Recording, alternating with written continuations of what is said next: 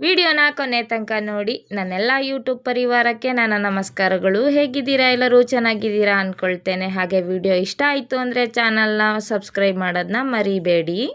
ನಮ್ಮನೆಯವರು ಬೆಳಗ್ಗೆ ಕೆಲ್ಸಕ್ಕೆ ಹೋಗೋಕೆ ಮುಂಚೆನೇ ಹೇಳೋಗಿದ್ರು, ಮಕ್ಕಳನ್ನೆಲ್ಲ ರೆಡಿ ಮಾಡಿ ನೀನು ರೆಡಿಯಾಗಿ ಸಾಯಂಕಾಲ ಇರಿ ಅಂತೇಳಿ. ಮಕ್ಕಳು ಅದನ್ನು ಕೇಳಿಸ್ಕೊಂಡು ಯಾವಾಗಪ್ಪ ಬರ್ತಾರೆ, ಎಲ್ಲಿಗೆ ಕರ್ಕೊಂಡು ಹೋಗ್ತಾರೆ ಅಂತ ತುಂಬ ಕುತೂಹಲದಿಂದ ಕಾಯ್ತಾ ಇದ್ರು. ಹಾಗೆ ಸಾಯಂಕಾಲ ಬಂದ ತಕ್ಷಣ ನಾವೆಲ್ಲ ರೆಡಿಯಾಗಿದ್ವಿ. ಬಂದವರೇನೆ ನಮ್ಮನ್ನೆಲ್ಲ ಆಟೋ ಮಾಡ್ಕೊಂಡು ಟೌನಿಗೆ ಕರ್ಕೊಂಡು ಹೋದ್ರು. ಆಟೋನ ಡೈರೆಕ್ಟಾಗಿ ಸೇಲ್ಸ್ ಅಂಗಡಿ ಹತ್ರನೇ ನಿಲ್ಲಿಸ್ಬಿಟ್ರು.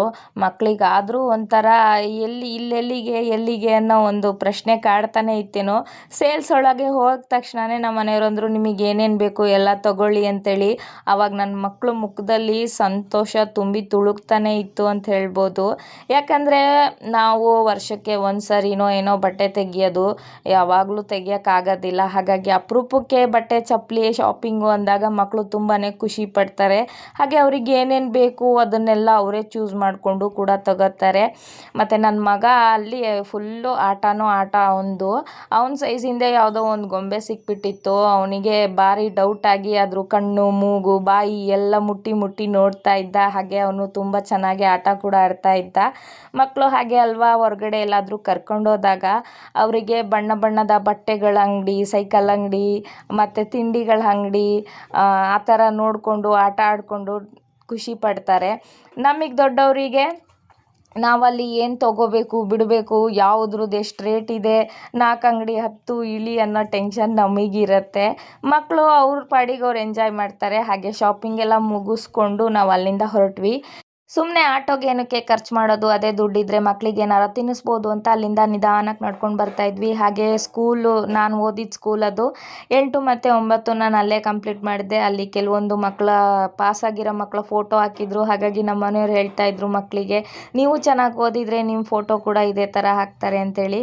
ಮಕ್ಕಳು ಪಾನಿಪುರಿ ಬೇಕು ಅಂತ ಕೇಳಿದರು ಅಂಥೇಳಿ ನಾವು ನಮ್ಮ ಚಿಕ್ಕಮಂಗ್ಳೂರಿನಲ್ಲಿ ನಂಬರ್ 1 ಫೇಮಸ್ ಆಗಿರುವಂಥ ಪಾನಿಪುರಿ ಅಂಗಡಿಗೆ ಬಂದಿದ್ವಿ.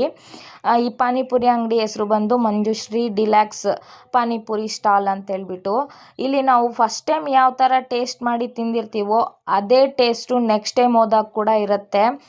ಇಲ್ಲಿ ಪಾನಿಪುರಿ, ದಹಿ ಪುರಿ, ಸೇವ್ ಪುರಿ ಮತ್ತು ಗೋಬಿ ಮಂಚೂರಿ ಎಲ್ಲ ಸಿಕ್ಕತ್ತೆ.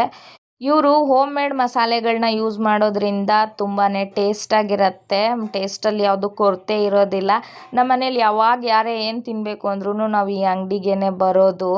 ಮತ್ತು ಇಡೀ ಫ್ಯಾಮಿಲಿ ಒಟ್ಟಾಗೆ ಕೂತ್ಕೊಂಡು ಎಂಜಾಯ್ ಮಾಡಿಕೊಂಡು ತಿನ್ನೋಕ್ಕೆ ಚೇರ್ಗಳ ವ್ಯವಸ್ಥೆ ಕೂಡ ಮಾಡಿದ್ದಾರೆ. ಹಾಗೆ ಕ್ಲೀನ್ ಬಗ್ಗೆ ಅಂತೂ ಮಾತಾಡೋಂಗಿಲ್ಲ, ಅಷ್ಟು ಕ್ಲೀನಾಗೆ ಸರ್ವ್ ಮಾಡ್ತಾರೆ.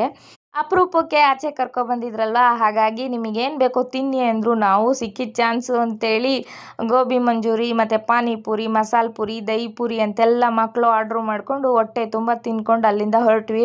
ಮನೆಗೆ ತಲುಪೋಕ್ಕೆ ಇನ್ನೂ 1 ಕಿಲೋಮೀಟ್ರ್ ಇತ್ತು. ಖಾಲಿ ಹೇಗೆ ಹೋಗೋದು ಅಂತ ನಮ್ಮ ಮನೆಯವರು ಐಸ್ ಕ್ರೀಮ್ ಕೊಡಿಸಿದ್ರು.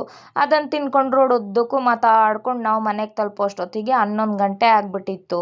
ನನ್ನ ಮಕ್ಕಳಿಗೆ ಕೈನಲ್ಲಿ ಏನಾರ ತಿನ್ನೋಕೆ ಕೊಟ್ಬಿಟ್ರೆ ಎಷ್ಟು ಕಿಲೋಮೀಟ್ರ್ ಬೇಕಾದ್ರೂ ಮಾತಾಡ್ಕೊಂಡು ಆಟ ಆಡಿಕೊಂಡು ಬಂದುಬಿಡ್ತಾರೆ, ಏನೂ ತೊಂದರೆ ಮಾಡಲ್ಲ. ಹಾಗೆ ಮನೆಗೆ ಬಂದ ತಕ್ಷಣ ಎಲ್ಲರೂ ತುಂಬಾ ಟಯರ್ಡ್ ಆಗಿದ್ವಿ. ಅಮ್ಮ ಅಡುಗೆ ಮಾಡಿದರು. ಊಟ ಎಲ್ಲಿ ಮಾಡೋದು, ಹೊಟ್ಟೆ ಆಲ್ರೆಡಿ ತುಂಬಿತ್ತು. ಹಾಗೆ ಮಲ್ಕೊಂಡ್ವಿ.